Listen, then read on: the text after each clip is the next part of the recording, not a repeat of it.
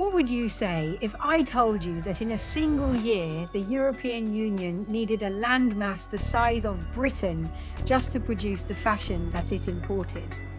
And what would you say if I told you that Britain needed a landmass roughly the size of Belgium just to make all of the fashion that gets imported into the UK?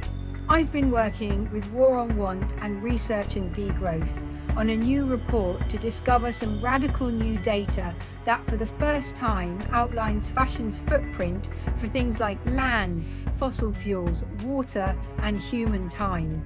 Fashion is using up country-sized tracts of land which could otherwise have grown food, provided houses, parks, or been reforested or rewilded.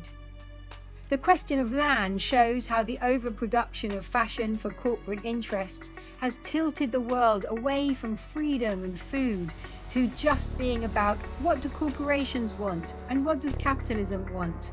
The reality of land also explodes the myth of fashion as a commodity that is made by New York, London, Paris, and Milan.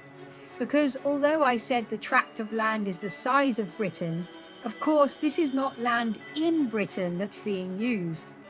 Rather, the majority of this land extraction took place on the continent of Africa, followed by the continent of Asia. So what we see is that clothes being consumed in Europe are not being made using the land and wealth of Europe, but rather are based upon a system of extraction from the global south. Because cotton, for example, cannot be grown on the Champs-Élysées or Fifth Avenue or Oxford Street. Instead, what we actually see here is the hidden truth that there would be no fashion without Africa.